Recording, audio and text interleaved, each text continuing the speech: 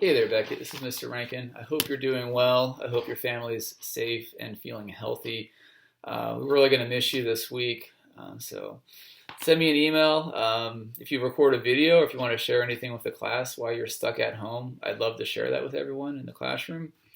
But for now, I'd like to read you the next chapter of our story, Tiger Rising. We're on chapter 27. As I read, you can grab a piece of scratch paper if you'd like to do any writing, any notes about this chapter, as well as any new words that you want to talk about. This is chapter 27. The first key slid into the first lock so smoothly that it made Rob dizzy with amazement. It was going to be easy to let the tiger go. Hurry, Sistine said to him. Hurry up, get the other locks. He opened the second lock, and then the third. And then he took them off, one by one, and handed them to Sistine, who laid them carefully on the ground. Now, open the door, she said. Rob's heart pounded and fluttered in his chest. What if he eats us? He asked. He won't, Sistine said. He'll leave as soon as he'll leave us out. He'll leave us alone out of gratitude, because we are his emancipators. Rob flung the door open wide. Get out of the way, he shouted, and they both jumped back from the door and waited. But the tiger ignored them. He continued to pace back and forth in the cage, oblivious to the open door. Go on, Rob said to him. You're free, Sistine whispered. But the tiger did not even look in the direction of the door. Sistine crept forward and grabbed hold of the cage. She shook it. Get out, she screamed. Come on, she said, turning to Rob. Help me get him out. Rob grabbed hold of the fence and shook it too. Get, he said. The tiger stopped pacing and turned to stare at them both, clinging like monkeys onto the cage.